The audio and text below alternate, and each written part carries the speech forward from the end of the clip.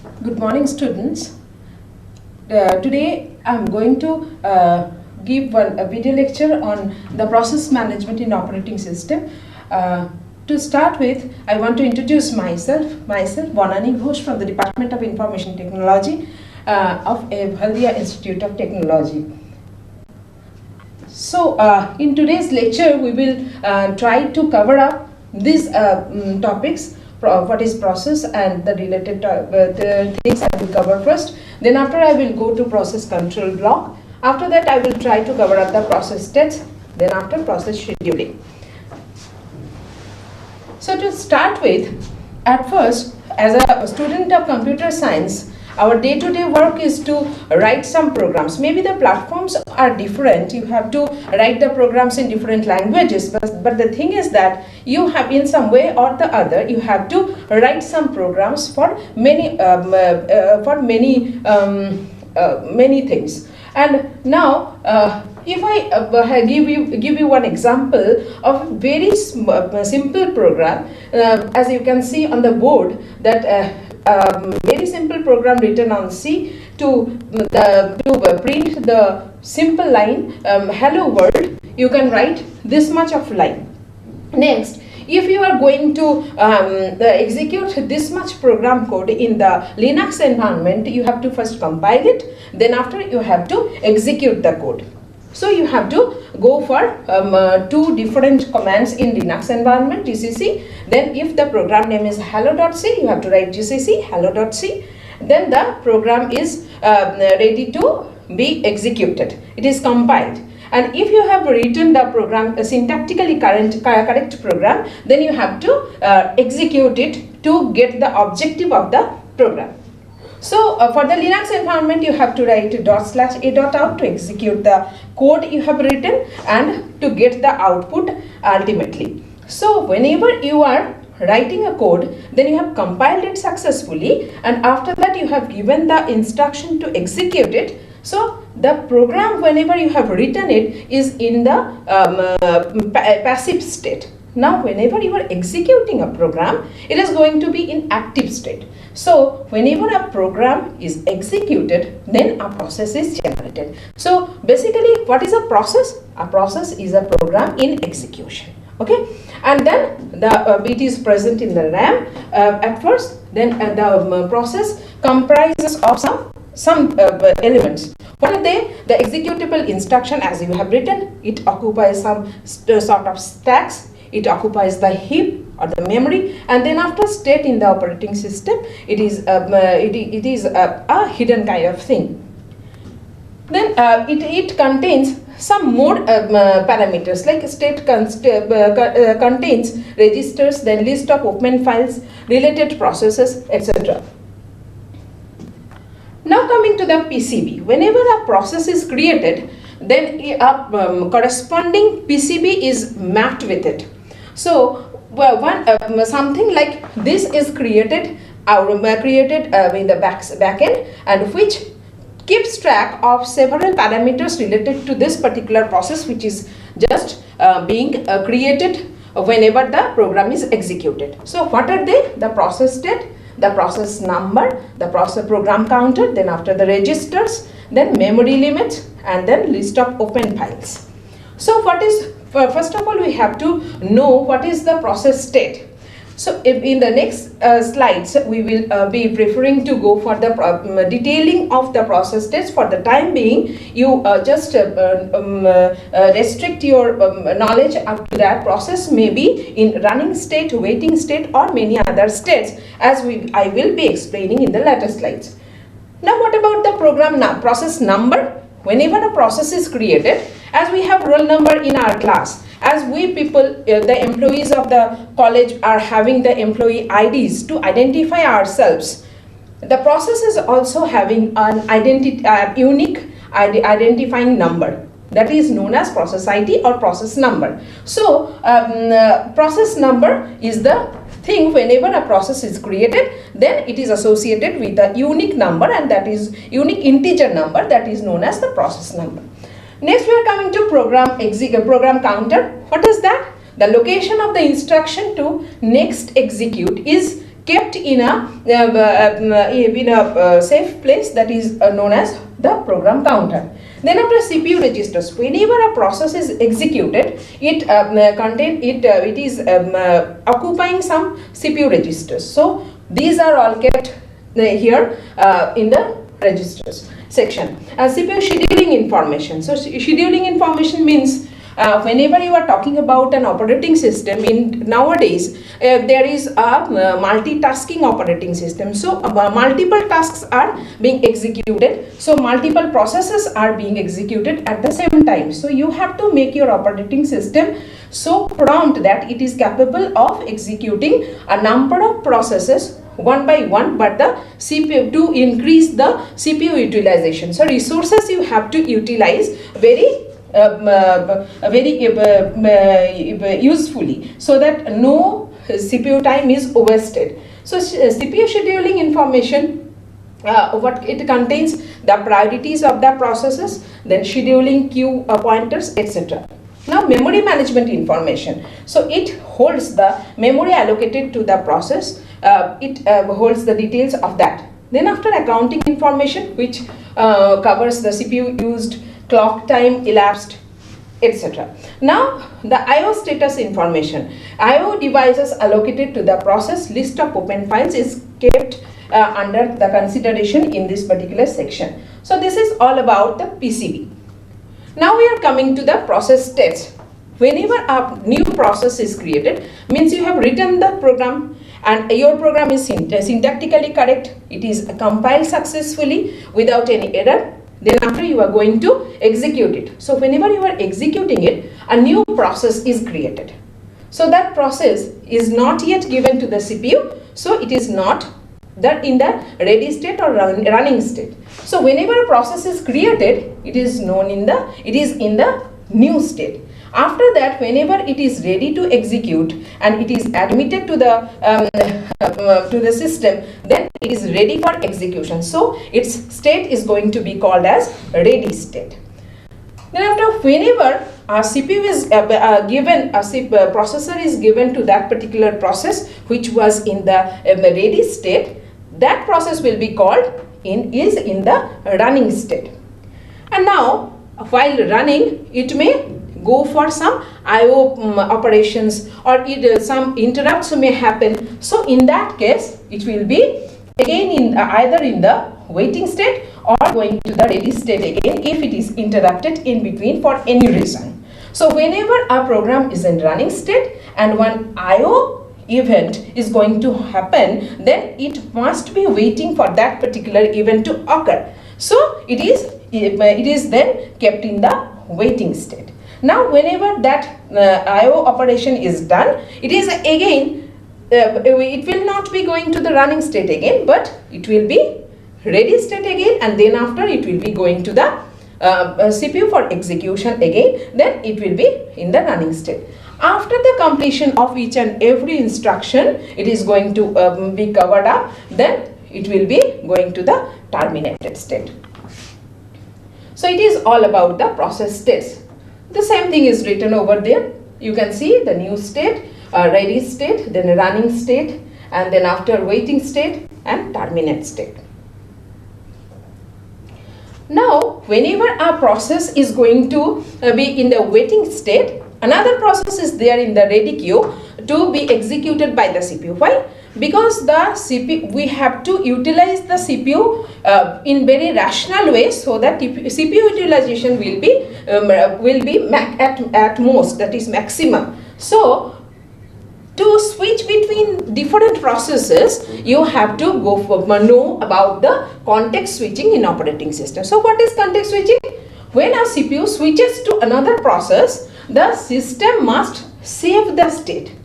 So whenever you are executing with a particular process and for some reason it is to be interrupted, and then after another process is to be started with, then you have to first save all the information related to that particular previous process which you were actually executing. You have to save the status of that, and then after you have to go for the new process to execute. So whenever CPU switches to another process, the system must save the state of the old process and then load the saved state of the new process via context switch. So context of process represented in the PCB.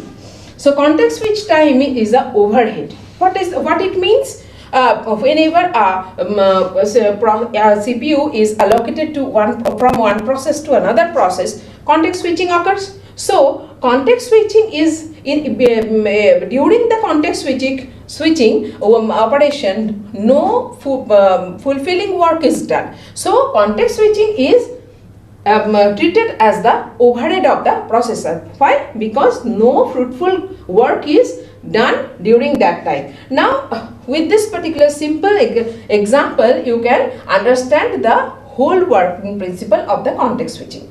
How it is elaborated? See, process P0 is there and process P1 is there. Presently P0 is executing, so it is in the running state. Then after it is the next process is P1 has come and you have to go for the new process. So you have to do what? From this knowledge of context switching, what we already know, you have to save the parameters of the current process. Then after you have to load the new the parameters of the newer process. So first you have to go for interrupt or system call has occurred. That's why you are going from process P0 to process P1. So you have to save the state into PCB0. Why PCB0? Because P0's PCB, process control block, is known as PCB0. So you have to save whatever information you have to keep in the PCB of the process P0. Then you have to do what? In this, whenever you have saved the parameters in the PCB0, then it is going to be in the idle state. Who is going to be in the idle state? The process P0. Now it is the turn of P1 to be executed. So up to this point, it is going to be idle. Then after, reload the state of PCB1. What does it mean? So all the parameters related to process 1 is to be loaded and allocated to the CPU so that it can execute further. So what does it mean? Reload the state of PCB1. PCB1 is the PCB of the process 1. So you have to load the process 1's PCB and then start executing. So execution started, and then after you have to, it is a interrupt or system call occurs.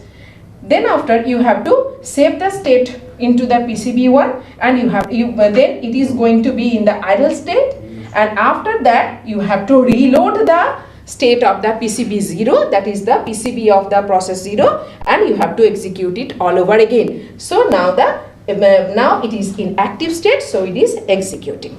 Clear? Now we are going to process scheduling. Now whenever you are going to allocate the CPU to from one process to another, you have to think of the scheduling. Why you are giving the processor to this process, to this process, to that process? What is the idea behind all this? Behind all this, there is an idea of process scheduling. You have to schedule one. You cannot do it haphazardly. So what is the main objective behind this process scheduling? It is to maximize the CPU usage and quickly switch between the processes onto the CPU for time sharing. So process scheduler selects among the available processes for the next execution on CPU. So maintains the scheduling queues of the processes. What does it mean? This comprises of several queues like job queue, ready queue, device queue. What about job queue? Job queue are the set of processes in the system, the total set of processes in the system. Then ready queue. What is ready queue? Set of all processes residing in the main memory, ready and waiting for execution. So it is the ready queue. So job queue and the ready queue are not the same. Why they are not same? Because the job queue comprises of all the processes in the system. But what about the ready queue? Ready queues are those processes which are in the main memory and ready for the execution. So comprising all the processes and the ready processes are not the same. I think it is clear to you. Then after, the device queue, set of processes waiting for an IO device. Means they have completed sort of CPU execution, then after some IO operations are required for them, so they have to be kept into the device queues. So device queues are those queues which are kept before some devices. It may be the IO devices. Then processes migrate among the various queues like job queue, ready queue, device queue as per the requirement. Next, some schedulers are there. What are they? First, we are going to elaborate the short-term scheduler. Means it is also termed as CPU scheduler. So what it is?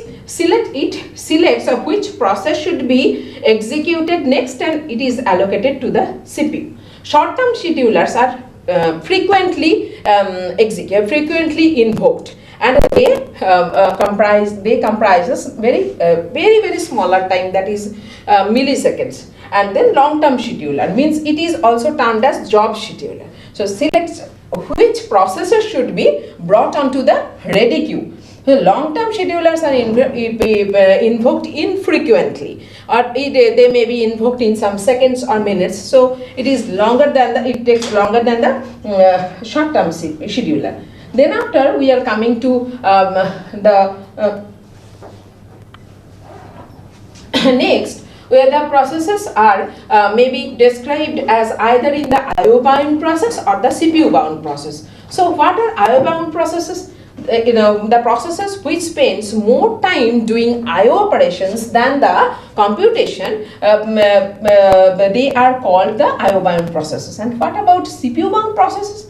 They spends more time doing computations, and few very long CPU bursts are there. Long-term schedulers strive for good process mix to speed up to maximize the CPU utilization. So in between the long-term scheduler and the short-term scheduler, we are having a way out of it. What is that? That is medium-term scheduler. It can be added if the degree of multiprogramming needs to be decreased, and remove processes from the memory, and it then stores them into the disk and bring back in front disk to continue execution. That is, it does swapping.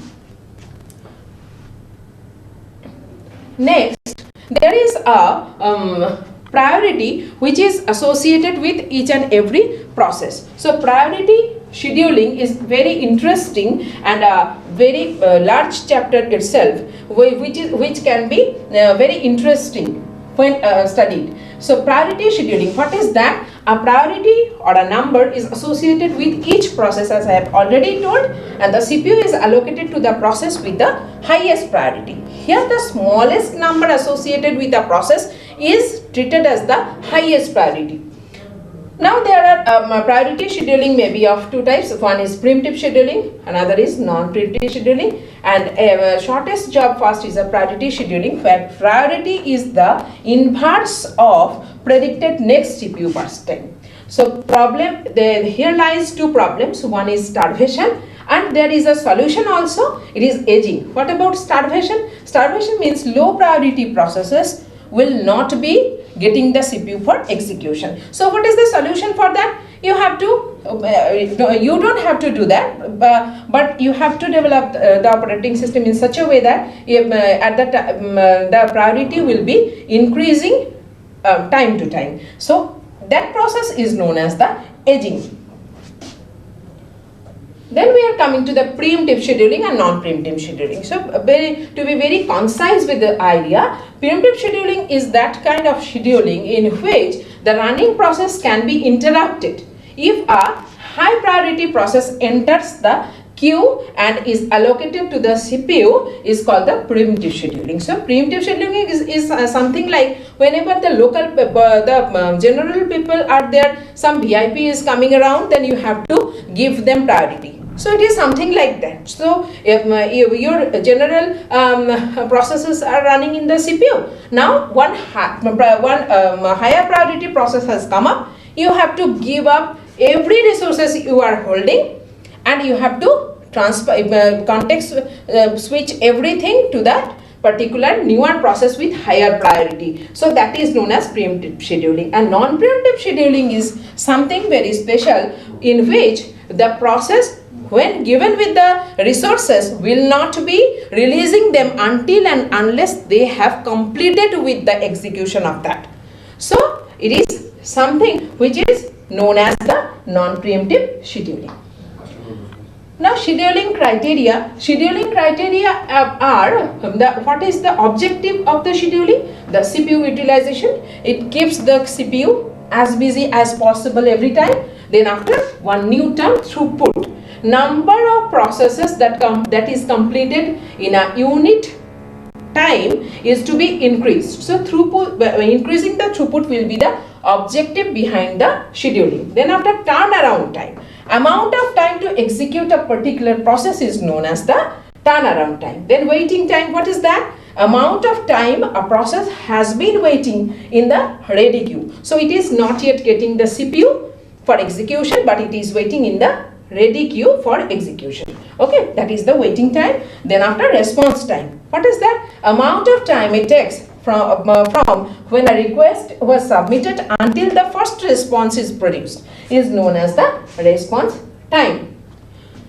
So what is the main objective behind CPU scheduling? It is the maximize the CPU utilization, then after maximize the throughput, then minimize the turnaround time, minimize the waiting time, and minimize the response time also.